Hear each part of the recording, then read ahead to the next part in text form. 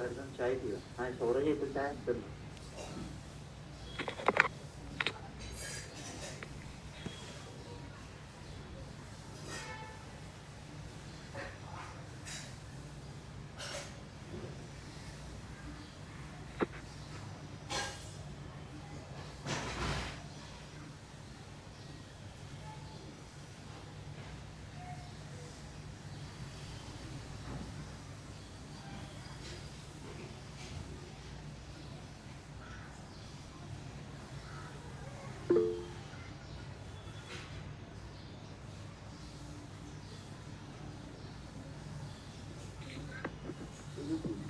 Drop माझ्या सांगितलं किती वाजले?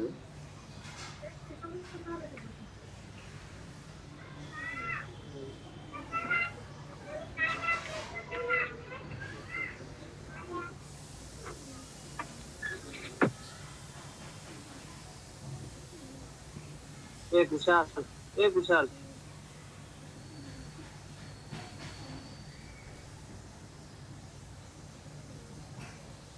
विशाल,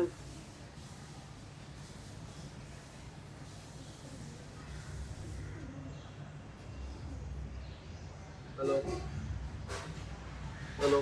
हाँ दादा, किधर भाग गए रे लोग? आए आए आए.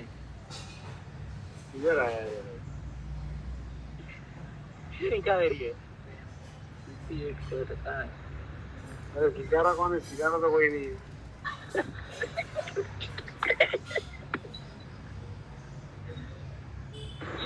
सुजीत सर कहाँ गए?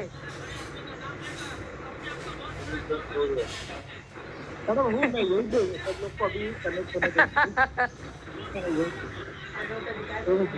सब लोग को कनेक्ट होने के लिए रात है. Okay sir, okay sir.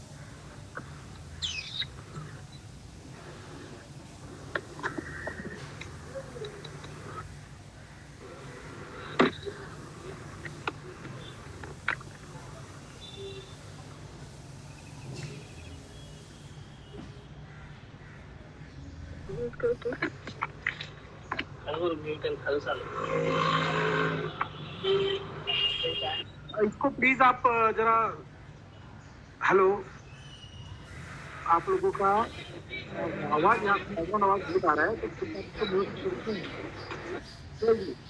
हाँ आप लोगों का ना वहाँ से बैकग्राउंड नॉइज काफी आ रहा है यहाँ पर, तो इसको म्यूट पे रखिए और इस बंद रखिए आपका कैमरा को. मैं क्लासेस शुरू करता हूँ आज का. अच्छा लास्ट वीक जो उसके बारे में कुछ आपके सवाल है तो वो पूछिए.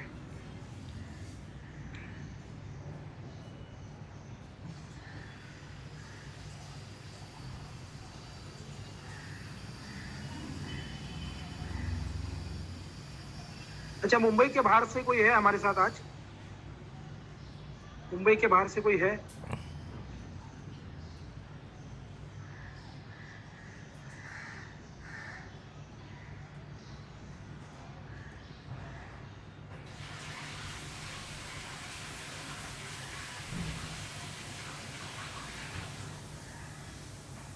कोई नहीं है.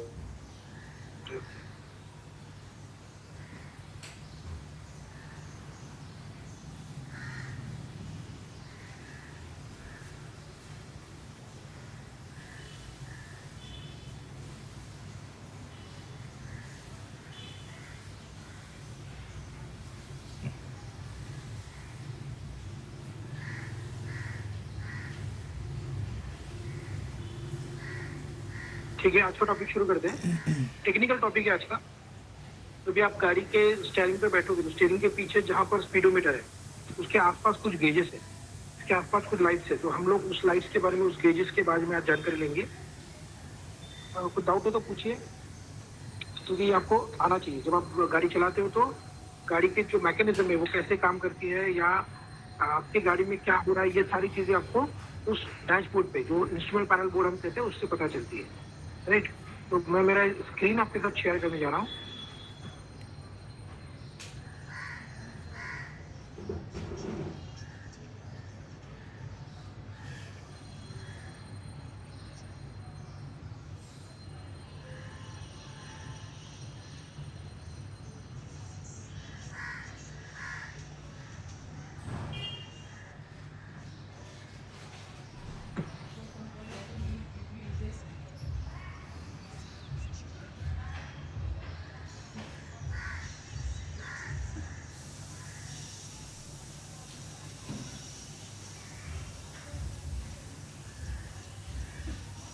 देखो, ये आज का टॉपिक है instrument cluster reading in the car.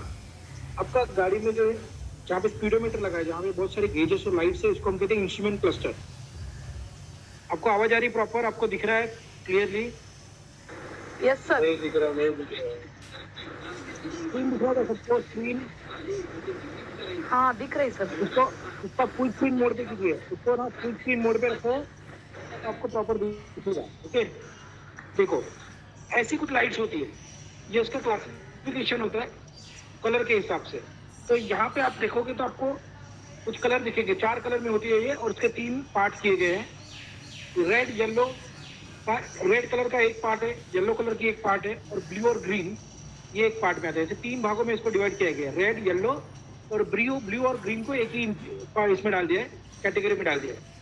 तो रेड कलर की जो साइंस होती है वो साइंस होती है वार्निंग साइंस। अगर कोई भी रेड कलर का साइन आपके डैशबोर्ड पे, आपके इंस्ट्रूमेंट पैनल पे आ रहा है, तो आप गाड़ी चलाओ मत। ये खतरनाक हो सकता है, गाड़ी चलाना डेंजरस हो सकता है। तो आपको गाड़ी चलाना मना है, आप वहाँ पे गाड़ी नहीं चला सकते। आप गाड़ी में रोक दो गाड़ी को और टेक्नीशियन को कॉल करो, या फिर गाड़ी को ड्राइव मत करो, डेंजरस हो सकता है। तो इसलिए रेड साइन जो होती है वो आपको वार्निंग देती है कि गाड़ी चलाना खतरनाक हो सकता है। दूसरा टाइप आता है येलो कलर का साइन।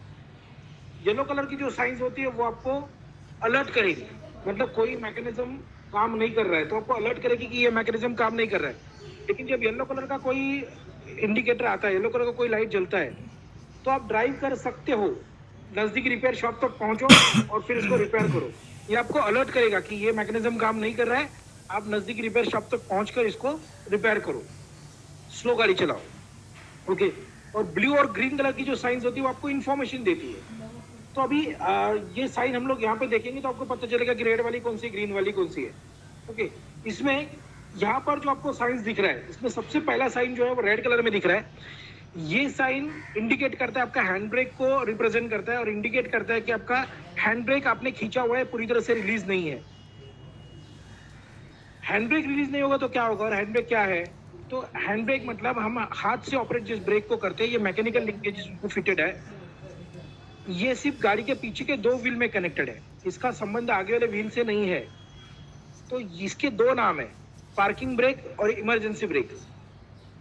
जब भी हम गाड़ी पार्क करेंगे तो आपकी गाड़ी जगह से नहीं हिलनी चाहिए, इसलिए हम उसको अप्लाई करके रखेंगे, हैंड ब्रेक को अप्लाई करके रखेंगे। तो गाड़ी के पीछे के दोनों व्हील लॉक रहेंगे, जब तक आप उसको रिलीज नहीं करोगे पीछे के दोनों व्हील में ब्रेक पकड़े रहेंगे। अगर ये आपने पूरा नीचे नहीं किया तो व्हील जाम चलेंगे तो गाड़ी आगे नहीं बढ़ेगी। अगर आपने इसको पूरा रिलीज नहीं किया, आधा रिलीज करके रखा हुआ है, तो पीछे का व्हील में ब्रेक पूरी तरह से रिलीज ना होने के कारण पीछे के व्हील में ब्रेक पकड़ते रहेंगे, जिसके कारण व्हील को घूमने के लिए ज्यादा ताकत लगेगी, टायर घिसेंगे और इंजन पे भी लोड आएगा। ये वैसे ही है जैसे आप साइकिल चला रहे हो और थोड़ा सा ब्रेक दबा के रखा हुआ है, तो आपको साइकिल चलाने में ज्यादा दिक्कत होती है, ज्यादा ताकत लगती है। तो वैसे ही अगर हैंड ब्रेक पूरा नीचे नहीं है तो ये दिक्कत हो सकती है। कई बार नए लोगों के साथ ये गलती होती है, नए लोग ये गलती करते ही है। कोई 10 मीटर के लिए करेगा, कोई 100 मीटर के लिए करेगा, कोई पूरा इंजन पूरा जाम होने तक करेगा। तो याद रखना, अगर आपने हैंड ब्रेक खींच के गाड़ी चलाया तो आपके पीछे के व्हील जाम चलेंगे। पीछे के व्हील जाम चलने से इंजन को, गाड़ी को खींचने के लिए ज्यादा ताकत लगेगा, इंजन को ज़्यादा ताकत लगने की वजह से इंजन पे लोड बढ़ेगा और इंजन गर्म होगा। तो अगर आपने हैंड ब्रेक पूरी तरह से नीचे नहीं किया और फिर आप ड्राइव कर रहे हो तो थोड़ी देर में आपका इंजन का टेम्परेचर एक सर्टेन लेवल से ज़्यादा चला जाएगा, इंजन ओवरहीट होगा और आपका गाड़ी बंद हो सकता है, इंजन डैमेज हो सकता है। तो इसलिए हैंड ब्रेक का नीचे होना बहुत ज़रूरी है। तो हैंड ब्रेक नीचे है कि नहीं ये पता चलेगा इस लाइट से, जो रो में फर्स्ट लाइट है रेड कलर का।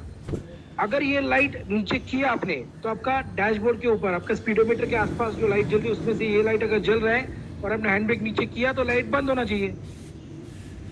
तो मैंने आपसे कहा कि ये दो लोगों को रिप्रेजेंट करता है, मतलब दो सिस्टम को रिप्रेजेंट करता है, एक हैंड ब्रेक को और दूसरा एक सिस्टम और है। तो पहले हैंड ब्रेक समझो। हैंड ब्रेक के दो नाम है, जैसे मैंने अभी बताया आपको, पार्किंग में मैंने उसको इस्तेमाल किया, पार्किंग ब्रेक।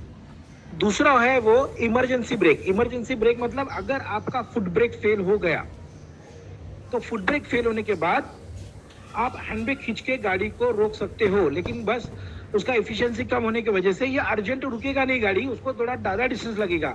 जितना डिस्टेंस आपको फुट ब्रेक पे होता है उससे 3 गुना ज़्यादा अंतर लगेगा गाड़ी रुकने के लिए, क्योंकि सबसे पहला तो ये मैकेनिकल ब्रेक है। हम जो फुट ब्रेक पे ऑपरेट करते हैं वो हाइड्रोलिक सिस्टम के ब्रेक होते हैं जो 4 व्हील में एट ए टाइम लगते हैं, प्रेशर का अच्छा क्रिएट करते हैं।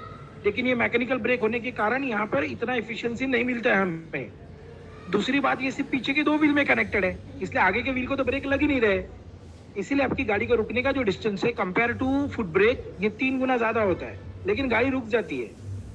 तो ये हैंड ब्रेक जो है ये इमरजेंसी के लिए हम लोग इस्तेमाल करते हैं, हैंड ब्रेक खींच के गाड़ी को रोकने के लिए इन केस ऑफ ये हाइड्रोलिक ब्रेक फेलियर्स। तो ये दो उसके मेन फंक्शन है, जिसमें पहला जो है वो हैंड ब्रेक, ओके, लाइट का।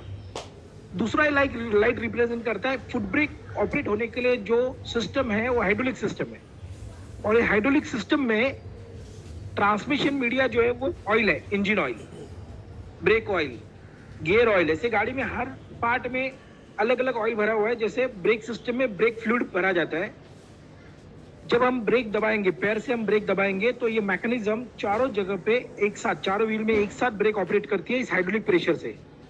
अब ये हाइड्रोलिक ऑयल जो है, इसके अंदर जो ऑयल है, ब्रेक ऑयल जिसको कहते हैं ब्रेक फ्लूइड, इसका लेवल अगर कम हो गया, लीकेज हो गया ये किसी वजह से, या ये नहीं है, स्प्लैश आउट हो गया बाहर, या किसी वजह से ये कम हो गया, तो आपके पैरों से ब्रेक फेल हो जाएंगे।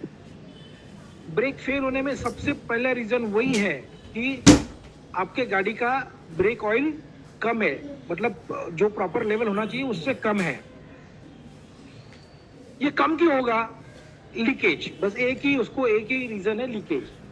प्रॉपर मेंटेनेंस नहीं होने की वजह से, आपने उसको पीरियडिकल मेंटेनेंस प्रॉपर किया नहीं है, आपने उसको चेक नहीं किया है, उसका ढक्कन लूज है, कहीं पे कोई पाइप फट गया है किसी छोटे से डैमेजेस की वजह से, तो इसका ऑयल लीक हो सकता है, और ऑयल लीक होगा तो ब्रेक फेल हो जाएंगे। एक्चुअली ब्रेक फेल हम कहते हैं ना, मेरा गाड़ी का ब्रेक फेल हो गया या उसकी गाड़ी का ब्रेक फेल हो गया, तो ये ब्रेक फेल अचानक कभी नहीं होता है, अचानक कभी ब्रेक फेल नहीं होता है। इसका ब्रेक फेल होने का जो प्रोसेस है, या ये जो ब्रेक फेल हो गया, ये बहुत टाइम पहले, बहुत किलोमीटर पहले शुरू हो चुका था, लेकिन हमने उस पर ध्यान नहीं दिया।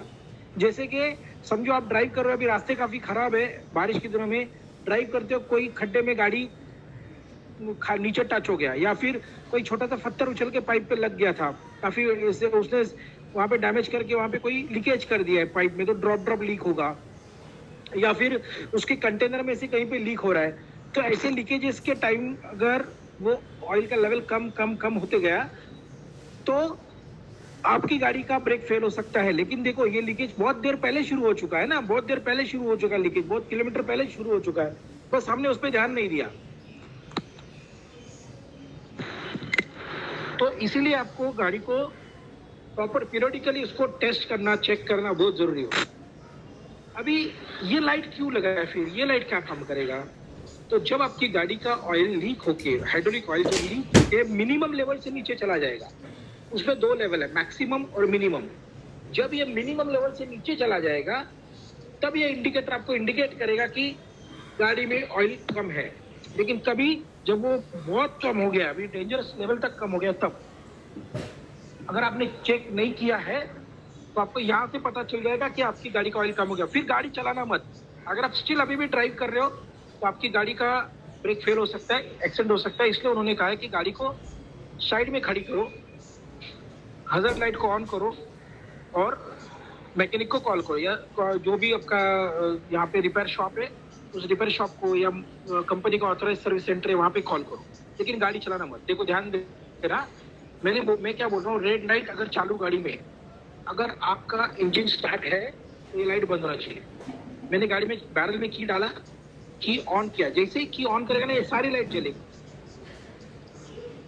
जैसे ही मैंने इंजन स्टार्ट किया ये लाइट बंद होनी चाहिए। इंजन चालू होने के बाद गाड़ी में कोई भी इंडिकेटर, कोई भी रेड या येलो कलर का लाइट नहीं जलेगा, ये आपको ध्यान रखना है। ओके, समझ में आ रहा है? थोड़ा आप मुझे रिप्लाई करो प्लीज, समझ में आता है? Yes sir. Yes sir. Okay, thank you yes sir. ये इसलिए पूछता हूँ मैं कि मेरी आवाज आप तक पहुँच रही है कि नहीं, मेरा जो स्पीड है पीच है मेरा, वो आपको प्रॉपर अंडरस्टैंड हो रहा है कि नहीं, इसके लिए। Okay, next.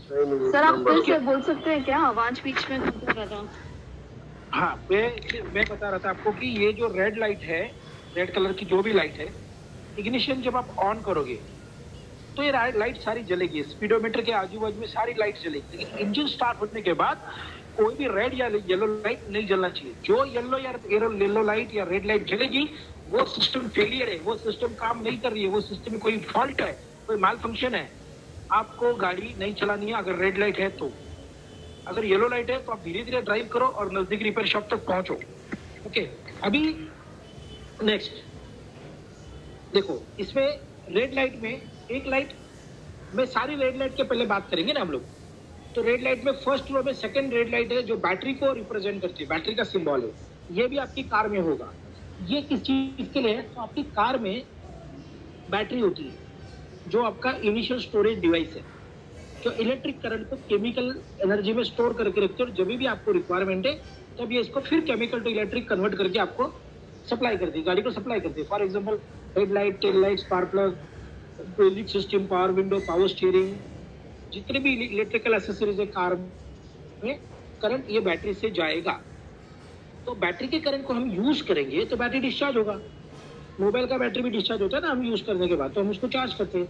घर में इन्वर्टर का बैटरी है वो भी डिस्चार्ज होता है, तो उसको कंटिन्यूस चार्जिंग होते रहता है। तो कार की बैटरी जो है वो थोड़ी इतने सालों साल चलने वाली है, उसको भी तो चार्ज करना पड़ेगा। तो कार की बैटरी को चार्ज करने के लिए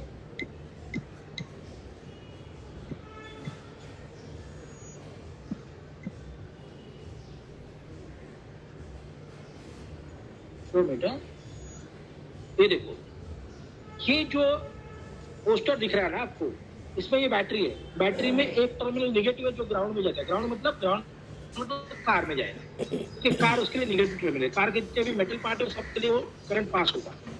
रेड वाला जो है पॉजिटिव टर्मिनल है, पॉजिटिव से टर्मिनल से बाहर जाएगा स्टार्टर मोटर को, स्टार्टर स्विच को जाएगा। तो जब हम चाबी घुमाते हैं, ये चाबी है, राइट साइड में इग्निशन स्विच लिखा हुआ है देखो, जब हम चाबी को घुमाएंगे ना तो बैटरी से करंट जाएगा स्टार्टर मोटर को और इंजन को स्टार्ट करेगा। इंजन को स्टार्ट होते हम चाबी बंद कर देंगे, तो वैसे ही बाकी जो इलेक्ट्रिकल एसेसरी है उसको भी करंट यहीं से जाएगा। अब होगा क्या कि हम जब इसके करंट को इस्तेमाल करेंगे तो ये बैटरी डिस्चार्ज होगा। बैटरी जब डिस्चार्ज होगा उसको चार्ज कैसे करेंगे? तो उसको चार्ज करने के लिए ध्यान से देखो, ये इंजन का सिंबल है, उसके ऊपर देखो अल्टरनेटर ऐसा लिखा हुआ है। अल्टरनेटर ऊपर जो बेल्ट लगा हुआ है देखो, पुली लगी हुई है, गोल गोल फैन लगा है, ऊपर की साइड में अल्टरनेटर करके एक एरो दिया है। ये अल्टरनेटर डिवाइस है, ये एक चार्जर है। ये अल्टरनेटर डिवाइस मैकेनिकल एनर्जी को इलेक्ट्रिक एनर्जी में कन्वर्ट करता है। जनरेटर है, जनरेटर। जैसे विंड मिल में कैसा होता है, विंड मिल में हवा से वो उसके पत्तियों को घुमाता है, फिर अंदर करंट जनरेट करेगा। तो वैसे ही यहाँ पर इसको घुमाने के लिए इंजन का इस्तेमाल किया जाता है। तो जैसे ही इंजन स्टार्ट होता है ये अल्टरनेटर घूमने लगता है, करंट जनरेट करता है। ये जनरेट हुआ करंट फिर दो जगह पे जाता है। एक जाता है बैटरी को और उसी वक्त सेम वो जाता है इलेक्ट्रिकल एसेसरीज को। इसका मतलब क्या है, मैंने जैसे इंजन स्टार्ट किया सारी इलेक्ट्रिकल एसेसरीज जो है उसमें भी करंट जाएगा अल्टरनेटर से, प्लस बैटरी को भी जाएगा। तो वो करंट को जनरेट करेगा। वो करंट जनरेट कैसे होगा? क्योंकि वो घूम रहा है, उसको कौन घुमा रहा है? इंजन। कैसे?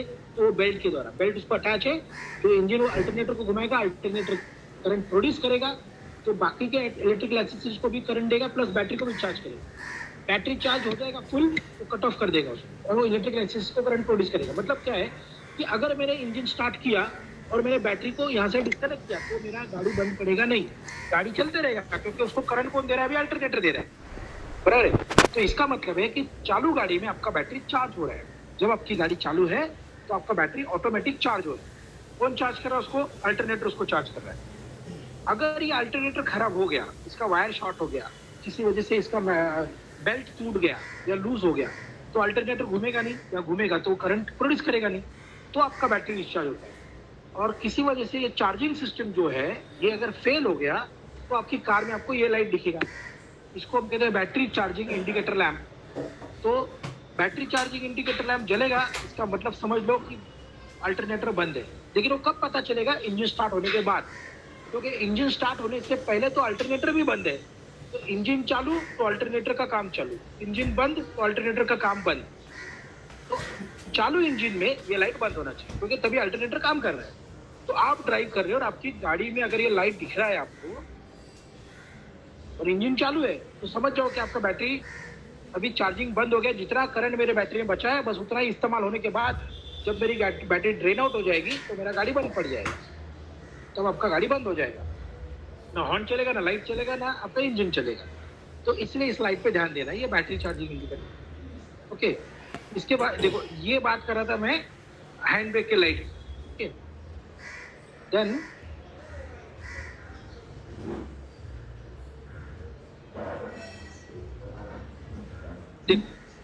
तीसरा लाइट जो है, थर्ड लाइट रेड कलर का, वो सेकेंड रो में लास्ट वाला light, second row last light, आखिरी लाइट।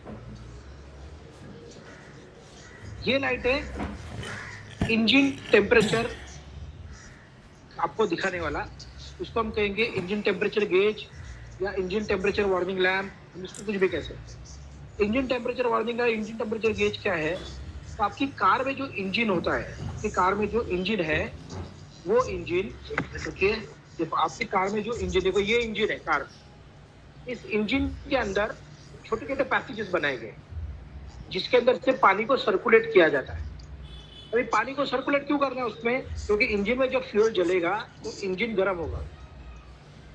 इंजन का जो वर्किंग टेम्परेचर है वो है 90 to 95 डिग्री सेंटीग्रेड, सेल्सियस की बात कर रहा हूँ, 90 to 95 डिग्री सेल्सियस सेंटीग्रेड। अभी अगर ये ऐसे ही गर्म होते रहा, उसका टेम्परेचर आगे बढ़ते गया 100 डिग्री, 110 डिग्री, 120, 130, 150, तो इसके अंदर जो मेटल के पार्ट है, बहुत सारे मेटल पार्ट है, एल्यूमिनियम के है उसमें, कास्ट आयरन के पार्ट है उसमें ब्रास के पार्ट है, बेरिंग लगी हुई है उसमें, तो कॉपर के पार्ट है इसके अंदर। तो ये जो पार्ट लगे हुए, ये पार्ट क्या होंगे? हीट को एब्जॉर्ब करेंगे, उस हीट को बहुत देर तक एब्जॉर्ब करते रहेंगे। लेकिन एक समय आएगा जब ये पार्ट उस एक्सेस हीट की वजह से एक्सपांड होना शुरू हो जाते हैं। एक टाइम के बाद किसी भी मेटल को आप हीट दोगे ना, एक सर्टेन टाइम के बाद वो उसको एब्जॉर्ब करना बंद कर देगा और वो एक्सपांड होना शुरू हो जाता है। ओके, मतलब उसको एब्जॉर्ब करेगा वो, लेकिन एक्सपांड होना शुरू हो जाता है। तो मेटल को हीट देगा तो मेटल एक्सपांड होता है, और भी ज्यादा हीट हो गए तो फिर वो पिघलना शुरू हो जाता है, उसका मेल्टिंग पॉइंट तक पहुंच जाता है। लेकिन इंजन में इतना टेम्परेचर नहीं पहुंचता कि उसको मेल्ट कर देगा, लेकिन इतना टेम्परेचर पहुंच सकता है कि वो उसको एक्सपांड करेगा। तो अगर इसके अंदर के पार्ट एक्सपांड हो गए तो एक दूसरे के अंदर अटक कर जाम हो जाएंगे, और अगर इंजन के अंदर के पार्ट जाम हो गए तो आपका इंजन खत्म। तो इसको हमें एक्सेस हीट नहीं रखना है, इसको हम लोग को टेम्परेचर को बढ़ने नहीं देना है। तो इसलिए हम इसको क्या करेंगे, कूलिंग सिस्टम के अंदर दे दिए, इसको हम ठंडा करेंगे, इसको हम टेम्परेचर को कम करेंगे। कैसे टेम्परेचर को कम करेंगे? तो कुछ पैसेजेस है जो इस इंजन के अंदर हमने बना के रखे हुए हैं। तो जो भी आपकी कार में पानी हम लोग भरते हैं, देखो ये जो रेड कलर का सर्कल है ना, ये रेडिएटर का टैंक है, इस पार्ट को कहते हैं रेडिएटर। यहाँ से हम लोग पानी भरते हैं, और ये पानी, वो पाइप दिख रहा है बाजू में राइट साइड में, वैसे नीचे की तरफ एक पाइप दिख रहा है, लेफ्ट में देखो एक छोटा गोल वाला पाइप दिख रहा है जो आगे की तरफ गया हुआ है। ओके, तो ये पाइप से रेडिएटर में इंजन का गर्म पानी रेडिएटर के अंदर आएगा। रेडिएटर गाड़ी के आगे लगा हुआ है, दो हेडलाइट के बीच में, जाली के पीछे। आप सामने से देखोगे गाड़ी को तो 2 हेडलाइट दिखेगा, उसके बीच में जाली दिखता है ना आपको, उसके पीछे लगा हुआ है। तो जब गाड़ी रास्ते पे चलती है तो इसमें से जो हवा गुजरती है रास्ते से, आपका फ्लो के कारण जो हवा गुजरती है, प्लस इसके पीछे एक फैन लगाया होता है, जो फैन घूमता है और हवा को खींचता है, दोनों मिलके इसके अंदर के पानी का टेम्परेचर को कम करते हैं। और ये कम हुआ टेम्परेचर का पानी तो एक पंप के द्वारा फिर इंजन में ढकेल दिया जाता है। तो इस तरह से इंजन का टेम्परेचर को कम करने के लिए ये रेडिएटर के अंदर का पानी हेल्प करता है हीट को डिसिपेट करने का। इसमें से जो पानी ओवरफ्लो होकर निकलता है वो राइट साइड में एक देखो टैंक दिया गया है, व्हाइट कलर का टैंक है, जिसको ओवरफ्लो टैंक कहते हैं, जिसपे फुल और लो का मार्किंग है। तो हमेशा ये पानी ऊपर तक फुल लेवल तक होना चाहिए। अगर किसी लीकेज की वजह से पानी कम हो गया तो आपके इंजन का टेम्परेचर बढ़ते रहेगा और इंजन जाम हो जाएगा, इंजन खत्म। अभी मैं कब से कह रहा हूँ, आपने सुनता है कि मैं बोल रहा हूँ कि आपको इसमें पानी रहता है, इसमें पानी रहता है, पानी रहता है। लेकिन अगर आपने अपनी कार में देखा तो आपको उसके अंदर कुछ ग्रीन कलर का या रेड कलर का लिक्विड दिखेगा। आप ध्यान से देखो, राइट साइड का जो टैंक है, उस टैंक के अंदर आपको नीचे बॉटम में थोड़ा रेड कलर का लिक्विड दिख रहा है, जो लो लेवल के नीचे है। तो ये कलर किधर से आया, ग्रीन और रेड? तो ये है कूलेंट। कूलेंट क्या है? तो एक केमिकल है कूलेंट, जो पानी में ऐड किया गया है, जो आप कार में डालोगे। पानी की जगह पे आपको कूलेंट का इस्तेमाल करना है। क्यों करना है कूलेंट का इस्तेमाल? क्या है कूलेंट? तो ये कूलेंट गाड़ी में इस्तेमाल करने की वजह से जब ये पानी जब अंदर घूमता है, इंजन में घूमता है, तो इंजन में बहुत सारे मेटल के पार्ट बने हुए हैं ना, आयरन के पार्ट है, तो इसके अंदर रस्ट फॉर्मेशन होगा अगर सादा पानी में डालूंगा तो ये जो कूलेंट है, इसके अंदर एक केमिकल है जिसके इसके अंदर क्वालिटी आ जाती है, एंटी रस्ट प्रॉपर्टी आती है उसमें। तो कूलेंट इस्तेमाल करूंगा मैं तो अंदर रस्ट नहीं लगेगा, तो मेरा लाइफ बढ़ेगा इंजन का, मेरे पैसेंजर जो है इंजन के चोकअप नहीं होंगे। ओके, इसके अंदर पानी जो है वो 100 डिग्री पे बॉईल होना शुरू हो जाता है। इंजन का टेम्परेचर मैंने आपको बताया 90 to 95 डिग्री सेंटीग्रेड। अभी ये ऑलमोस्ट बॉइलिंग टेम्परेचर के करीब होने के कारण जब आप गाड़ी चलाओगे तो धीरे धीरे ये पानी हवा में भाप बन के उड़ेगा, वो स्टीम बन के हवा में निकल जाएगा। वो स्टीम बन के उड़ेगा तो क्या होगा, धीरे धीरे पानी का लेवल कम होते जाएगा, कम होते जाएगा। आप कंटिन्यू ड्राइव करोगे, ट्रैफिक में ड्राइव करोगे, आप लॉन्ग ड्राइव पे गए हो तो धीरे धीरे पानी स्टीम बन के उड़ जाएगा और इसका लेवल कम होने की वजह से इंजन का जाम हो सकता है, गर्म हो सकता है इंजन। तो अगर मैंने उस पर कूलेंट का इस्तेमाल किया तो पानी का बॉइलिंग टेम्परेचर बढ़ जाता है। कूलेंट डालने की वजह से पानी का बॉइलिंग टेम्परेचर हाई हो जाता है, जो 100 डिग्री पे बॉइल नहीं होता है। अभी अगर ये 100 डिग्री पे बॉइल नहीं होगा तो ज्यादा दिन तक टिकेगा ना, ये इसका एफिशिएंसी बढ़ेगा, ज्यादा हीट भी अब्सॉर्ब करेगा ये। तो अगर मैं कूलेंट डालता हूँ तो मेरा सिस्टम का एफिशिएंसी बढ़ जाता है, प्लस मेरा जो अंदर के पार्ट्स है उसका डैमेज से बच जाता है। तीसरा उसका फायदा ये है कि पानी 0 डिग्री सेंटीग्रेड के नीचे आता है तो वो फ्रीज होके आइस फॉर्मेशन में कन्वर्ट हो जाता है, मतलब वो उसका स्टेट चेंज कर देता है, सॉलिड स्टेट में आ जाता है। और जब वो सॉलिड स्टेट में आता है तो उसका वॉल्यूम थोड़ा बढ़ता है। जब पानी आइस फॉर्मेशन में जाता है ना तो उसका वॉल्यूम थोड़ा सा बढ़ता है। इसलिए आपने कोल्ड ड्रिंक्स की बोतल को देखा होगा तो वो लोग उसको थोड़ा ऊपर खाली रखते हैं, ताकि अगर गलती से फ्रीजर में रख दिया जाए और ये फुल टेम्परेचर नीचे चला गया, उसका 0 से नीचे चला गया, फ्रीजर में वो डाल दिया आपने और उसका आइस फॉर्मेशन हो गया, तो वो वाटर को क्रैक ना कर दे, वाटर को तोड़ ना दे, तो उसको थोड़ा सा जगह रखा जाता है। तो यहाँ पर अगर यहाँ पे तो ये सिस्टम सील्ड है, अगर यहाँ पर ऐसे ही पानी का आइस फॉर्मेशन हुआ, अगर वो 0 डिग्री के नीचे आप ऐसे जगह पे रहते हो जहाँ पे टेम्परेचर ड्रॉप हो रहा है, तो वहाँ पर ये पाइप को फाड़ देगा, ये इंजन को क्रैक कर देगा। तो इसीलिए कूलेंट के अंदर एक एंटी फ्रीज सॉल्यूशन भी डाला जाता है, तो इसकी वजह से पानी -25 डिग्री तक फ्रीज नहीं होता है।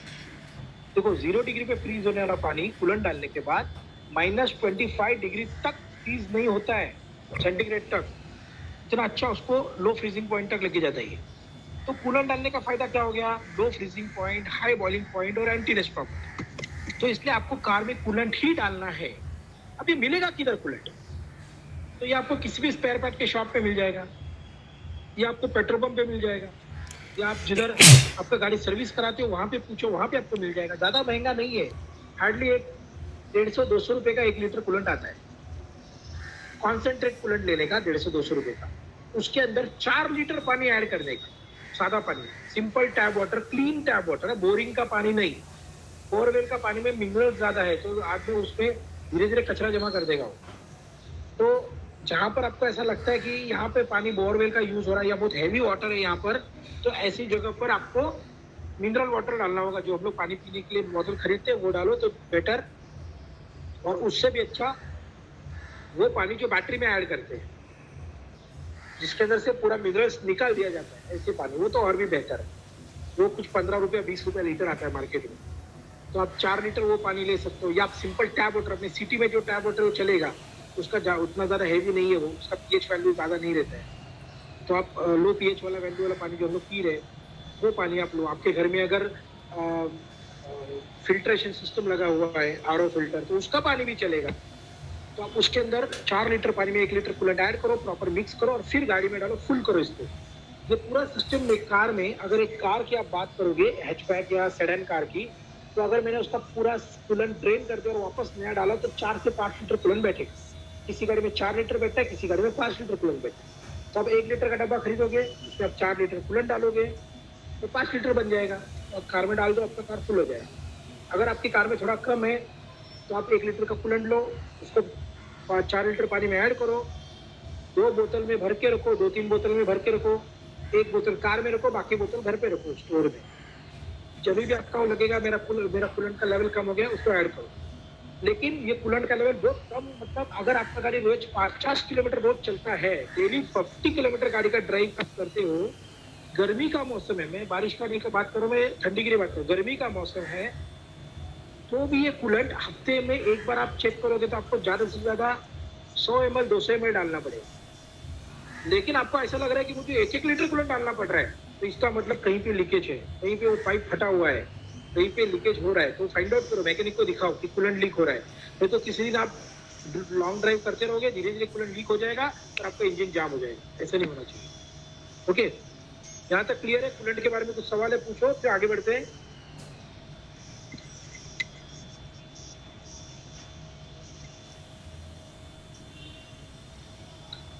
कोई सवाल है तो पूछो कूलेंट के बारे में, फिर आगे बढ़ते हैं।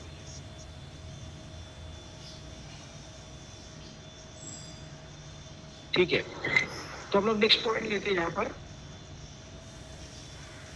लाइट्स में। यही लाइट्स आपको दिखा रहा था सारी।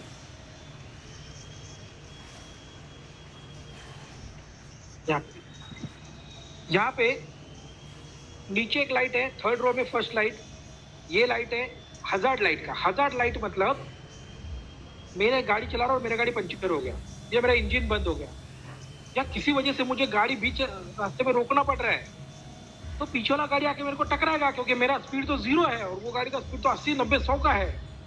तो मैं सबसे पहला काम ये करूंगा कि मेरा गाड़ी रास्ते के लेफ्ट साइड में सेफ लगाऊंगा, ताकि रास्ते के बीच में नहीं रहे मेरी गाड़ी और पीछे वालों को तकलीफ ना हो, कोई एक्सीडेंट ना हो। तो वहां पे लगाने के बाद भी लेफ्ट से जाने वाले भी गाड़ी वाले होते हैं, तो उनको कैसे पता चलेगा कि आगे वाला गाड़ी चल रहा है कि रुका हुआ है? तो इसके लिए मैं क्या करूंगा, ये बटन दबाऊंगा, ये जहां पर ये लाइट है ऐसा सिंबल है, वो बटन दबाऊंगा। ये बटन होगा कहाँ पे? जहाँ पे आपका म्यूजिक सिस्टम है, जहाँ पे आपका एसी का ब्लोअर है, वहाँ पे एक ट्रायंगल सिंबल वाला ये बटन है। इसको जब मैं दबाता हूँ तो मेरे लेफ्ट और राइट दोनों साइड के इंडिकेटर एट ए टाइम चलने लगते हैं। मतलब मेरे सारे आगे के दोनों पीछे के दोनों इंडिकेटर ब्लिंक होंगे, टक टक टक, जिसको आपने से बहुत से लोग पार्किंग लाइट कहते हैं, लेकिन ये पार्किंग लाइट नहीं है, ये हजार्ड लाइट है। ये लाइट मैं लगाऊंगा तो मेरे पीछे वालों को मैं अलर्ट करता हूँ कि मेरा गाड़ी ब्रेक डाउन है या मेरा गाड़ी रुका हुआ है, मुझसे बच के चलो। ओके, तो ये लाइट भी है डेंजर। तो आपकी गाड़ी में लाइट जल रहा है तो आपका पार्किंग लाइट ऑन है। ओके, नेक्स्ट एयरबैग का लाइट है। 3rd रो में जो 3rd लाइट है वो एयरबैग का लाइट है कि आपका एयरबैग जो है वो एक्टिवेट हो गया है या फिर आपके एयरबैग में फॉल्ट है। अभी एयरबैग आपको बचाता है एक्सीडेंट में। जब आप सामने टकराओगे, अगर एक्सीडेंट होता है किसी की गाड़ी का और वो जाके सामने डैशबोर्ड पे टकराएगा या आगे वाली कांच पे टकराएगा या स्टीयरिंग पे टकराएगा तो उसको सीरियस इंजरी हो सकती है। अभी ये टकराने से बचने के लिए उन्होंने क्या क्या किया, तो आगे का जो डैशबोर्ड है, आगे का जो पैनल है, उसको देखो आप जितना हो सके उसका डिजाइन बनाते वक्त उसके कॉर्नर्स को अवॉइड कर दिया, कॉर्नर्स निकाल दिए, उसको गोल बनाया, गोल। तो एक तो फाइबर का बना है, प्लास्टिक का बना हुआ है, पहले मेटल के बनते थे। आप अगर पुरानी गाड़ी देखो तो मेटल के थे, टकराएगा तो खत्म, मरना ही मरना है। अभी प्लास्टिक के बना दिए ताकि कोई टकराए, उस पर पैसेंजर टकराए अभी एक्सीडेंट है तो उसको ज्यादा इंजरी ना हो। तीसरा, उसके कॉर्नर्स को अवॉइड कर दिया। आप अगर 800 का वगैरह इंडिका का पहले वाला गाड़ी देखोगे, अभी का यूरो 6 का गाड़ी, भारत स्टेज 6 BS6 का गाड़ी देखोगे, तो उन्होंने ऐसा बोला है कि जितने हो सके उतने कॉर्नर्स अवॉइड करो, एक्सपोज मत करो कॉर्नर्स। तो गाड़ी बनाते हो उन्होंने ऐसा बनाया। उसके बाद उन्होंने एयरबैग्स लगा दी। एक्सीडेंट होगा तो एयरबैग खुलेगा और आपको टकराने से बच जाओगे, आप उसके ऊपर आप कुशनिंग इफेक्ट मिलेगा। लेकिन एयरबैग कब खुलेगा? जब गाड़ी का एक्सीडेंट होने पे इम्पैक्ट आएगा। एयरबैग काम कैसे करेगा? तो आपकी गाड़ी में आगे बम्पर पे एक सेंसर लगे हुए हैं, कुछ गाड़ी में साइड में और पीछे भी होते हैं। आपकी गाड़ी में पीछे और आगे दोनों है सेंसर, लेकिन कुछ गाड़ियों में 5 एयरबैग होता है, एक ड्राइवर के लिए, एक पैसेंजर के लिए, पीछे का सीट पे एक, पीछे के पैसेंजर के लिए, पीछे का सीट पे दूसरा, पीछे के पैसेंजर, 4 एयरबैग गाड़ी के अंदर। 2 सीट पे, आप जो सीट पे रेस्ट कर रहे हो ना, ड्राइवर सीट, और उसके बाजू वाला पैसेंजर सीट, उस पे उसके पीछे भी एयरबैग होता है कुछ गाड़ी में। ड्राइवर का एयरबैग किधर है? स्टीयरिंग के सेंटर में। ड्राइवर के बाजू में जो बैठा है पैसेंजर, उसका एयरबैग किधर है? वो कंसोल के अंदर, वो डैशबोर्ड के अंदर। तो जब ये एयरबैग खुलेगा तो डैशबोर्ड को फाड़ के बाहर निकलेगा, with in a fraction of second बाहर निकलेगा, बचा लेगा उसको। कुछ गाड़ियों में कर्टन एयरबैग भी होते हैं। कर्टन एयरबैग मतलब आपका डोर, जिधर हम लोग हैंडल है ना, डोर के ऊपर एक हैंडल है, वहां पर भी एक एयरबैग होता है जो कर्टन के जैसा खुलता है, अगर गाड़ी रोल आउट हो गया तो बचाने के लिए। तो ये डिपेंड है आप अभी कौन सा गाड़ी ले रहे हो उसके ऊपर, आपकी गाड़ी में कितना फैसिलिटी है उसके ऊपर। तो नॉर्मल रूल में आगे एयरबैग है दोनों। अभी वो जब भी कोई इम्पैक्ट होता है, कभी कोई एक्सीडेंट होता है, तो वो सेंसर सेंस करता है कि ये इम्पैक्ट कितना है। अभी उसको एक वैल्यू सेट किया गया है, तो वो उस हर इम्पैक्ट का वैल्यू को वो एक हार्ड डिस्क के पास भेजता है। जब भी कोई इम्पैक्ट आएगा उस वैल्यू को वो हार्ड डिस्क के पास भेजेगा। हार्ड डिस्क में प्रोग्राम करके रखा हुआ है कि इधर तक सेफ है, इसके आगे आएगा तो एयरबैग को एक्टिवेट कर देगा। तो हर इम्पैक्ट को वो रीड करता है, हर इम्पैक्ट को रीड करता है। अगर वो डिजायर वैल्यू से नीचे है तो वो उसको रीसेट कर देता है। लेकिन अगर वो डिजायर वैल्यू जो है उसके ऊपर चला गया, फैटल कंडीशन तक आ गया, तो वो आपके एयरबैग को एक्टिवेट करेगा। लेकिन वो तब क्या करेगा कि वो देखेगा कि कौन कहाँ पे बैठा हुआ है। फॉर एग्जाम्पल, आप गाड़ी चला रहे हो, मैं आपके साइड में बैठा हूँ, आपने सीट बेल्ट पहना है और मैंने सीट बेल्ट नहीं पहना, और अगर गाड़ी का फ्रंट एंड कोलिजन हो गया, आगे से गाड़ी टकराया, तो सिर्फ आपका एयरबैग खुलेगा, मेरा एयरबैग खुलेगा नहीं। जबकि मैं वहां पे बैठा हूँ फिर भी नहीं खुलेगा, क्योंकि एयरबैग खुलने से पहले वो ये डिटेक्ट करता है कि एक्यूपमेंट कहाँ पे है। इसको कहते हैं एक्यूपमेंट डिटेक्शन सिस्टम। तो एक्यूपमेंट कहाँ पर है? तो जहाँ पे सीट बेल्ट लगा है वहां पे एक्यूपमेंट है। तो अगर आप ड्राइव करो और सीट बेल्ट नहीं लगाया हुआ है तो एयरबैग कुछ काम का ही नहीं है। जो हम एक्स्ट्रा पैसा दे रहे हैं 3 लाख 4 लाख रुपया, तो कुछ काम में ही नहीं आएगा आपका जान बचाने की। तो इसलिए सीट बेल्ट बहुत जरूरी है। अगर आपने सीट बेल्ट नहीं पहना तो आपका एयरबैग काम करेगा नहीं। ओके, अच्छा, अभी ये पूरे सिस्टम में किधर फॉल्ट आ गया? कोई वायर कट गया है, कोई वो जो इसका मैंने बोला ना हार्ड डिस्क, जिसको हम कहते हैं ECM, इलेक्ट्रॉनिक कंट्रोल मॉड्यूल। तो ये जो हार्ड डिस्क है इसमें कोई करप्ट हो गया प्रोग्राम, या उसमें कुछ फॉल्ट है, उसको करंट नहीं पहुंच रहा है, या कोई भी सिस्टम में फॉल्ट है एयरबैग का सिस्टम में, तो ये लाइट जले और आपको बताएगा एयरबैग फॉल्टी। ओके, नीचे का रो देखो, बॉटम रो में सेकंड नंबर का लाइट, जैसे अलादीन के चिराग के जैसा दिख रहा है ना, जिसमें ड्रॉप गिर रहा है, ये रिप्रेजेंट करता है इंजन ऑयल को, इंजन ऑयल। ओके, अभी इंजन ऑयल किसके लिए इस्तेमाल होता है? तो जैसे मैंने आपको पहले एक डायग्राम दिखाया था यहाँ पर इंजन का, देखो ये इंजन के अंदर बहुत सारे मेटल के पार्ट है, बहुत मेटल पार्ट है जो एक दूसरे के साथ में घिस रहे, एक दूसरे में रगड़ रहे। अगर मैंने उसके अंदर ऑयल नहीं सप्लाई किया ना तो ये खत्म हो जाएंगे, घिस के खराब हो जाएंगे, विद इन 10 किलोमीटर में आपका इंजन खत्म हो जाएगा। तो मुझे इसको ऑयल सप्लाई करना है, तो ऑयल सप्लाई कैसे करेंगे? तो नीचे देखो बॉटम में जहाँ पे मैंने एरो बनाया ना, एरो रेड वाला एरो, ये रिजर्वायर है, ये उसका स्टोरेज टैंक है जिसके अंदर ऑयल स्टोर करके रखा हुआ है। ये ऑयल स्टोर करके रखा हुआ जो ऑयल है, ये एक पंप के द्वारा नीचे एक गोल गोल दिख रहा है ना, वो स्टेनर है और वो एक पंप के साथ अटैच है। तो एक पंप के द्वारा ये ऑयल खींचा जाता है। जैसे आप इंजन स्टार्ट करोगे, ऑयल पंप जो है इंजन के साथ अटैच है, तो इंजन बंद तो पंप बंद, इंजन चालू होगा तो ही पंप घूमेगा। ये पंप क्या करता है, इस ऑयल को खींचता है और एक फिल्टर में ढकेलता है। यहाँ पर एक फिल्टर है, राइट साइड में नीचे की तरफ एक फिल्टर है, गोल गोल दिख रहा है ना वो, राइट में नीचे की तरफ ये फिल्टर है। ओके, तो ये फिल्टर में ऑयल फिल्टर होके ये येलो येलो जो आपको दिख रहे हैं सारे पैसेजेस, वो ऑयल सप्लाई हो रहा है, वहाँ पे ऑयल सप्लाई हो रहा है। जितने येलो दिख रहा है पूरा लाइट्स, ये ऑयल सप्लाई का लाइन है। जैसे अपने ह्यूमन बॉडी में हार्ट ब्लड को पंप करेगा, किडनी को उसको फिल्टर करेगी और हमारी नसों से वो हर एक पार्ट तक उनको पहुंचाएगा, तो वैसे ही इंजन में भी होता है।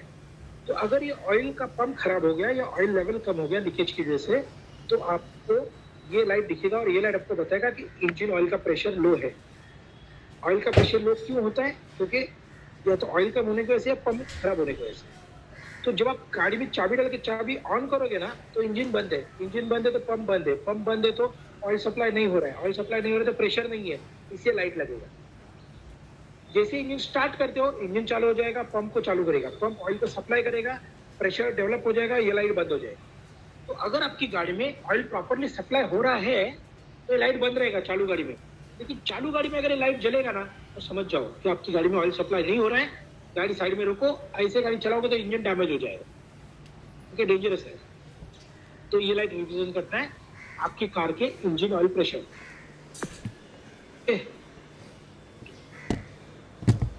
नेक्स्ट, अभी इसमें येलो कलर के कुछ लाइट्स है। पहला लाइट जो है येलो कलर का, फर्स्ट रो में सेकंड लाइट है, ये इंजन को रिप्रेजेंट करेगा। इंजन चलने के लिए बहुत सारे सेंसर लगाए जाते हैं इंजन के ऊपर। एक सेंसर जो है आपके पैरों में होता है, एक्सेलरेटर आप दबाओगे ना तो वो ये सेंस करता है कि एक्सेलरेटर ड्राइवर को कितना रिक्वायरमेंट है। एक्सेलरेटर दबाया मतलब ड्राइवर को रिक्वायरमेंट है, more fuel, more power, more speed, तो कितना, तो आपने एक्सेलरेटर कितना दबाया वो सेंस करेगा, 5 डिग्री, 10 डिग्री, 15 डिग्री, 20 डिग्री। ये मैसेज को, ये सिग्नल को वो एक हार्ड डिस्क के पास भेजेगा। अभी देखो यहाँ पे और एक हार्ड डिस्क आ गया, मैंने पहले ही बात किया था कि एक हार्ड डिस्क रहता है, तो वैसा और एक हार्ड डिस्क आ गया। ये हार्ड डिस्क जो है ये इंजन के लिए काम करेगा, इसको हम कहते हैं engine control module, ECM, electronic control module या इंजन कंट्रोल मॉड्यूल।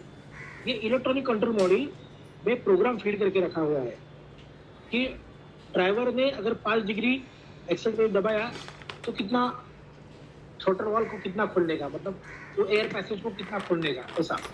ओके, और एक सेंसर है तो ये सेंस करता है कि जो हवा अंदर आ रही है, फ्यूल जलना है ना, अंदर फ्यूल जलने के लिए ऑक्सीजन चाहिए, जो ऑक्सीजन हम लोग एटमॉस्फेयर से ले रहे हैं, तो एटमॉस्फेयर से जो हवा इंजन के अंदर आ रही है उसका टेम्परेचर कितना है, तो उसके लिए इंजन, उसके लिए एक टेम्परेचर सेंसर जिसको कहते हैं एयर टेम्परेचर सेंसर, एक सेंसर लगाए, ये उस को रीड करेगा और उस वैल्यू को उस ईसीएम को भेजेगा, उस हार्ड डिस्क को भेजेगा। और एक सेंसर है मास सेंसर, ये सेंसर गिनेगा कि अंदर आने वाले हवा का वॉल्यूम कितना है, कितना केजी हवा अंदर जा रहा है, इंजन में जा रहा है।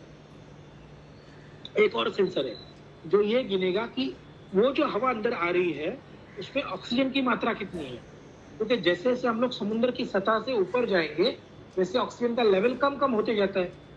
तो आप जिस जगह पे ड्राइव कर रहे हो वहां पे ऑक्सीजन की मात्रा कितनी है हवा में, तो वो हिसाब से एक और सेंसर होता है। इंजन से निकलने वाला जो गैसेस है उसमें ऑक्सीजन की मात्रा कितनी है उसके लिए और एक सेंसर है, ऑक्सीजन सेंसर। तो ऐसे बहुत सारे सेंसर है, इंजन का स्पीड कितना है, गाड़ी कौन से गियर पे चल रही है, गाड़ी का स्पीड कितना है, ऐसे बहुत से कम मिनिमम 8 या 9 सेंसर गाड़ी में होते हैं, मैक्सिमम 22 से 25। तो ये सब सेंसर मिलके जो डेटा कलेक्ट करते हैं वो ईसीएम को जाता है, और ईसीएम को प्रोग्राम किया गया है हर वैल्यू के लिए, हर क्राइटेरिया के लिए, और उसको रीड करने के बाद ये डिसाइड करता है कि कितना फ्यूल मुझे इंजन में इंजेक्ट करना है, और ये पूरा function with in a fraction of second में होता है। आप सोच नहीं सकते कि आपका इंजन आप जब स्टार्ट करके छोड़ दोगे ना तो 1000 आरपीएम में घूमता है, 1000 रिवोल्यूशन घूमता है इंजन मिनिमम, और एक्सीलरेटर पूरा दबाओगे ना तो ये इंजन 6000 आरपीएम तक घूम सकता है, मतलब with in a second 100 times, और मिनिमम 16 से 17 बार इतना स्पीड में इंजन घूमता है। और इसमें ये सारे सेंसर उस वक्त काम कर रहे हैं, 1 सेकेंड में कम से कम वो सेंसर एक्टिवेट होते हैं। आपका इंजेक्टर कम से कम 1 सेकंड में 4 सिलेंडर की गाड़ी अगर है तो 1 सेकंड में वो कम से कम 2 से 3 बार इंजेक्शन देता है, फ्यूल को इंजेक्ट करता है। और इस फ्यूल को इंजेक्ट करने के लिए उस 1 सेकंड के अंदर ये सारे सेंसर कम से कम 20 से 25 बार खुद को रीड करते हैं और मैसेज भेजते हैं। तो अगर ये सिस्टम में, इसको कहते हैं इंजन मैनेजमेंट सिस्टम, अगर ये सिस्टम में कोई फॉल्ट आ गया तो आपकी गाड़ी में फ्यूल पूरी तरह से जलेगा नहीं, तो ब्लैक स्मोक करेगा गाड़ी, व्हाइट स्मोक करेगा गाड़ी, गाड़ी का पिकअप नहीं लेगा, या गाड़ी स्टार्ट ही नहीं होगा, या इंजन नॉकिंग करेगा, मतलब इंजन में कोई फॉल्ट आएगा। और अगर ऐसा कोई फॉल्ट आया इंजन मैनेजमेंट सिस्टम में तो ये लाइट जलेगा और ये लाइट दिखाएगा कि आपकी गाड़ी में इंजन में फॉल्ट है। अब आप गाड़ी धीरे धीरे चलाओ और नजदीकी रिपेयर शॉप तक पहुंचो। ओके, देखो नेक्स्ट, यहाँ पर वो लाइट है डैशबोर्ड पे, बीच में बैटरी का है, राइट में इंजन ऑयल का है, ऊपर स्पीडोमीटर दिया है जो आपकी गाड़ी की स्पीड को गिनने के लिए। ओके, आपकी गाड़ी में स्पीडोमीटर और टैकोमीटर ऐसे दो, देखो यहाँ पे जरा गलत हो गया, यहाँ पे जो इंजन टैकोमीटर लेता है ना वो इस तरफ होना चाहिए। तो इंजन स्पीडोमीटर टैकोमीटर है, देन ये स्पीडोमीटर है गाड़ी का जो बताएगा आपको कितना स्पीड है। यहाँ पर देखो ये टैकोमीटर इंजन के स्पीड को दिखाता है और स्पीडोमीटर गाड़ी के स्पीड को दिखाता है। गाड़ी का स्पीड कितना है, इंजन का स्पीड कितना है। किसी गाड़ी में टैकोमीटर नहीं होता है। ओके, देन लेफ्ट साइड में देखो एच और सी लिखा हुआ है, ये टेम्परेचर गेज है। सी मतलब कूल, एच मतलब हॉट। अगर ये गेज इंजन ठंडा है तो सी में रहेगा, जैसे आप इंजन स्टार्ट करोगे धीरे धीरे ये गेज सी और एच के बीच में आएगा। अगर ये टेम्परेचर बढ़ने लग गया तो ये मोर देन हाफ आगे निकल जाएगा। किसी भी कंडीशन में आप ड्राइव करो, 10 किलोमीटर 100 किलोमीटर, आपका ये जो टेम्परेचर गेज है मोर देन हाफ पास नहीं होना चाहिए। टेम्परेचर गेज अगर एच की तरफ बढ़ रहा है तो समझो कि आपका इंजन गर्म हो रहा है, गाड़ी चलाओ मत, तभी वो लाल लाइट भी जलेगा। ओके, देन देखो ये है टेम्परेचर, ये फ्यूल गेज, एम्प्टी और फुल। कभी भी एम्प्टी में या जस्ट टू एम्प्टी ऐसा गाड़ी मत चलाओ। रेकमेंडेड क्या है कि मोर देन हाफ आपका पेट्रोल टैंक होना चाहिए। अगर आप एम्प्टी में गाड़ी चला रहे हो तो आपका पंप जो है, जो फ्यूल पंप है, जो टैंक होता है ना, देखो ये टैंक है, राइट साइड में जो है ना ये टैंक है, और जो सेंटर में लगा हुआ दिखता है आपको ब्लैक एंड व्हाइट कलर का गोल गोल, ये फ्यूल पंप है। तो ये फ्यूल पंप फ्यूल टैंक से फ्यूल को इंजन तक ढकेलता है। अगर फ्यूल टैंक में फ्यूल कम होगा तो ये ड्राइव घूमेगा और जल जाएगा, 2 मिनट में जल जाएगा ड्राइव घूमेगा। और अगर ये जल गया तो आपको कम से कम मिनिमम 5,000 रुपये और मैक्सिमम 25 से 30,000 रुपये खर्चा आएगा, आपकी गाड़ी पे डिपेंड है। तो फ्यूल को हमेशा मोर देन हाफ रखो। फ्यूल गेज आपको बताएगी आपकी गाड़ी में कितना फ्यूल है। देन फ्यूल के बाद में ये एक लाइट आता है, ये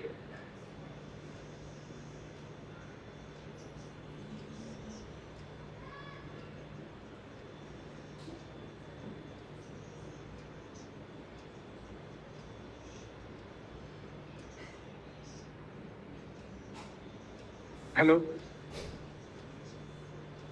हेलो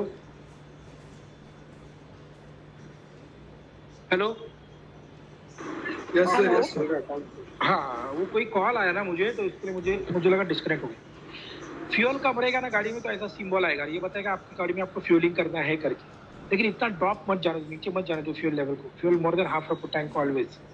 ओके, ये इंजन टेम्परेचर गेज जिसके बारे में हम लोग बात कर रहे थे, किसी गाड़ी में सिर्फ ये लाइट रहता है राइट साइड में, सबसे राइट में जो लाइट है ना इंजन टेम्परेचर अगर बढ़ गया 95 डिग्री 100 डिग्री के ऊपर चला गया तो टेम्परेचर दिखाएगा इंजन टेम्परेचर बढ़ रहा है, गाड़ी रोक दो।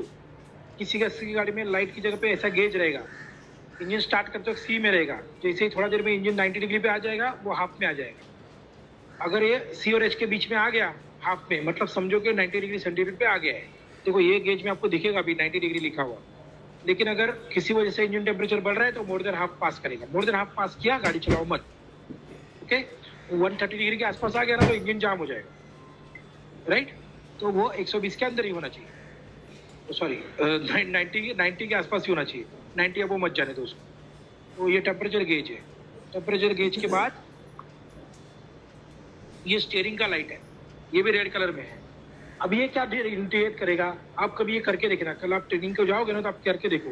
आपका चाबी बंद करो, चाबी निकालो गाड़ी में से बाहर और स्टीयरिंग को घुमा के देखो, स्टीयरिंग लॉक हो जाएगा। फिर वापस गाड़ी में चाबी डालो और की ऑन करो। इंजन स्टार्ट नहीं करने का, सिर्फ की ऑन करने का।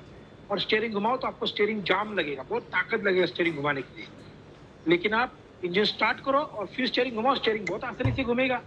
ऐसा क्यों होता है? क्योंकि पावर स्टीयरिंग तभी चालू हो गया, इसलिए आपको स्टीयरिंग आसानी से घूम रहा है। क्या है पावर स्टीयरिंग? तो देखो पावर स्टीयरिंग क्या है, देखो ये आपका स्टीयरिंग व्हील है ऊपर, ओके। ये स्टीयरिंग व्हील में नीचे गियर बॉक्स है, स्टीयरिंग गियर बॉक्स कहते हैं उसको, जो स्टीयरिंग घुमा हुआ तो व्हील को घुमाने के लिए हेल्प करता है। इसके ऊपर एक मोटर लगा हुआ है, ये मोटर आपको हेल्प करता है। जब आप स्टीयरिंग लेफ्ट में घुमाओगे तो मोटर भी लेफ्ट में घूमेगा, स्टीयरिंग राइट में घुमा तो मोटर भी राइट में घूमेगा और आपको असिस्ट करेगा स्टीयरिंग को घुमाने के लिए। इसलिए आपको ताकत कम लगता है क्योंकि वो मोटर आपको हेल्प करता है। स्टीयरिंग के ऊपर 2 सेंसर लगे, टॉर्क सेंसर और डायरेक्शन सेंसर। टॉर्क सेंसर ये सेंस करेगा कि स्टीयरिंग घुमाने के लिए कितना ताकत लगाया ड्राइवर ने, 0.2 न्यूटन मीटर, 0.3 न्यूटन मीटर, कितना ताकत लगाया। डायरेक्शन सेंसर ये सेंस करेगा कि गाड़ी का स्टीयरिंग कौन से डायरेक्शन में घुमाया गया है, लेफ्ट में 2 degree, 3 degree, 5 degree, 10 degree, right में कितना डिग्री घुमाए। और ये दोनों वैल्यू को वो भेजेगा ECU को, इलेक्ट्रॉनिक कंट्रोल यूनिट को भेजेगा। इलेक्ट्रॉनिक कंट्रोल यूनिट उस डेटा को कैलकुलेट करके आपका मोटर को घुमाएगा। आपने स्टीयरिंग लेफ्ट में घुमाया, मोटर भी लेफ्ट में घूमेगा। आपने स्टीयरिंग राइट में 10 डिग्री घुमाया, मोटर भी उस रॉड को राइट में 10 डिग्री घुमाने के लिए हेल्प करेगा। तो आपको मोटर को घुमाने के लिए कौन कंट्रोल कर रहा है? ECU, electronic control unit. Electronic control unit कैसा डिसीजन ले रहा है? तो उसके तो प्रोग्राम फील्ड है, लेकिन प्रोग्राम फील्ड के लिए इनपुट कहाँ से मिल रहा है? तो ये सेंसर से। सेंसर कहाँ पे लगे? स्टीयरिंग के ऊपर, ओके। इसलिए आपको जब भी गाड़ी बन जाएगा तो पूरा सिस्टम बंद रहता है, इसमें ताकत ज़्यादा लगता है। अगर ये ECU खराब हो गया, मोटर खराब हो गया, सेंसर खराब हो गए तो आपकी गाड़ी में ऐसा लाइट जलेगा और बताएगा आपकी गाड़ी का पावर स्टीयरिंग फेल है, ताकत ज़्यादा लगने वाली स्टीयरिंग घुमाने के लिए। अलर्ट हो जाओ, गाड़ी मत चलाओ, डेंजरस है, स्टीयरिंग जाम हो जाएगा, ओके। देन ये तो मैंने आपसे बात की। अब इंजन चेक लाइट, ये लाइट आता अगर कोई सेंसर खराब हो गया इंजन का तो आप जल्द से जल्द उसको रिपेयर करो। ये ऑयल का, ओके। ये हैंड ब्रेक का लाइट था, ब्रेक ऑयल और हैंड ब्रेक दोनों के लिए कॉमन। ये इंजन टेम्परेचर के लिए, ये इंजन टेम्परेचर कंट्रोल करने के लिए जो पानी हम लोग भरते, जो कूलेंट भरते हैं, वो ये कैप में से भर के हम लोग ये दिखाने के लिए खाए। ये बैटरी के बारे में हमने बात की है, ओके। देखो इतनी लाइट्स, इतनी सारी लाइट्स है भाई, इतनी सारी लाइट्स। आप बोलोगे ये कौन सा है, ये कौन सा है, ये कौन सा है, तो नीचे लिखा है ना कौन सा लाइट किस चीज़ के लिए है, तो पूरा लिखा हुआ है नीचे। अभी आप बोलोगे तो हमें भी ये भेजो, ये PPT हमें भी भेजो, हम इसमें से स्टडी करेंगे बात। आपको क्या करना है, आपको इस नंबर पे मुझे व्हाट्सअप करना है 9082757480।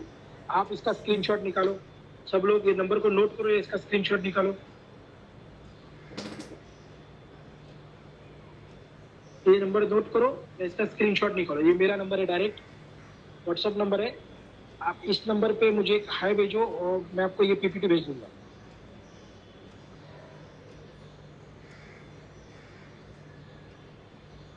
ओके, अब कोई सवाल है तो पूछो।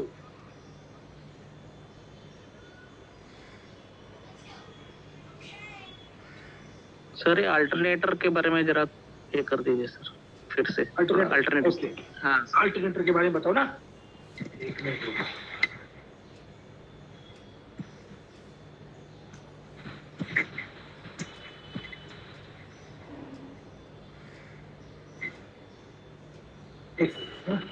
मैं देख रहा था कि मेरे पास अल्टरनेटर है कि नहीं, आपको दिखाने के लिए आपको दिखा दूंगा मैं। तो मेरी आवाज तो आ रही है ना आपको? हेलो, हाँ सर, आ रही है सर। हाँ देखो, अल्टरनेटर क्या है कि हम जो बैटरी इस्तेमाल करते हैं ना, कार का बैटरी, तो एक स्टोरेज डिवाइस है। इसमें से हम लोग करंट लेंगे, जब बैटरी इंजन बंद रहेगा तभी हम इसमें से इंजन स्टार्टर घुमाने के लिए करंट लेंगे। हम इसमें से करंट लेंगे हेडलाइट्स के लिए, हॉर्न के लिए, music system, power window, power steering, ये जितने भी सेंसर उन सब के लिए करंट हम यहीं से लेंगे। तो अगर हम बैटरी को करंट को कंज्यूम करेंगे तो बैटरी डिस्चार्ज होगा, तो बैटरी को फिर से चार्ज करना जरूरी है।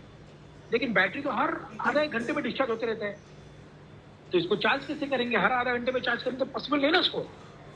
तो इसके लिए इन्होंने क्या किया, एक चार्जिंग सिस्टम बनाया जो इंजन के साथ अटैच कर दिया। ये चार्जिंग सिस्टम मतलब क्या है, एक जनरेटर लगा दिया। अब ये जनरेटर इंजन के साथ जुड़ा हुआ है, ओके। जनरेटर के 2 टाइप है, एक डीसी जनरेटर, एक एसी जनरेटर। तो ज्यादा डिटेल में मत जाओ। ये अल्टरनेटर जो है वो एसी करंट प्रोड्यूस करता है, इसलिए हम इसको कहते हैं अल्टरनेटर। अल्टरनेटर ये जनरेटर है जिसको इंजन के ऊपर फिक्स किया और जिसको घुमाने के लिए एक बेल्ट कनेक्ट किया इंजन के साथ। तो जब मेरा इंजन घूमेगा तो मेरा अल्टरनेटर घूमेगा, मेरा इंजन बंद रहेगा तो अल्टरनेटर बंद रहेगा। तो जैसे ही मैं इंजन स्टार्ट करता हूँ, मेरा इंजन का बेल्ट अल्टरनेटर को घुमाता है और अल्टरनेटर मैकेनिकल एनर्जी को, रोटरी मोशन को इलेक्ट्रिक करंट में कन्वर्ट करता है और ये इलेक्ट्रिक करंट मेरे बैटरी को चार्ज करता है। तो इसका मतलब ये है कि जब भी मेरी गाड़ी रास्ते पे चल रही है तो ऑटोमेटिक बैटरी चार्ज होगी। ओके, तो ये बैटरी को चार्ज कर दे, प्लस बाकी सिस्टम को भी करंट सप्लाई करता है। तो ये अल्टरनेटर एक चार्जर है, तो मेरे बैटरी को चार्ज करेगा ऑल टाइम। ओके, जा रहा है समझ में? Okay sir. और कोई सवाल है तो पूछो।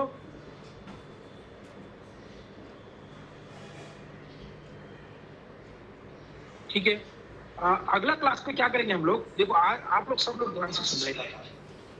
नेक्स्ट क्लास में हम जो भी मैंने आज आपको थियोरेटिकल बताया वो मैं आपको प्रैक्टिकली गाड़ी पे दिखाऊंगा।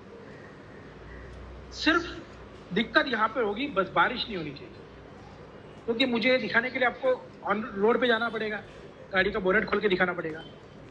तो अगर बारिश नहीं होगी तो मैं आपको ये पूरा का पूरा डिटेल्स जो भी मैंने आज दिखाया है ये सब कार पे दिखाऊंगा।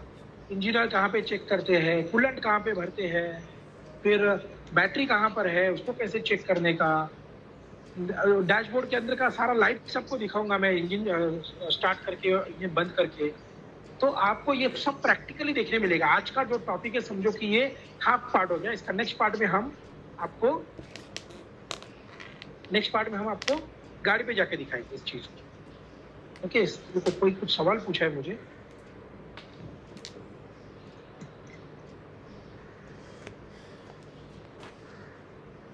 अच्छा, नासिक से कोई जुड़ रहा है क्या हमारे साथ? आज कोई है नासिक से हमारे साथ?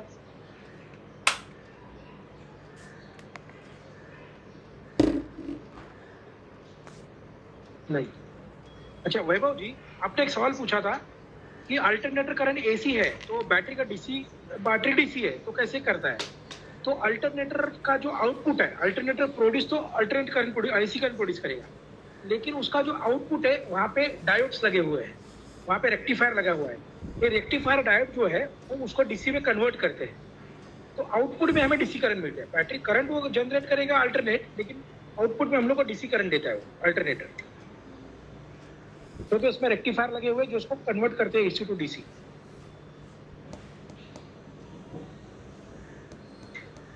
यस ठीक है, तो आप सब लोग कुछ सवाल नहीं है तो लॉग आउट कर सकते हैं।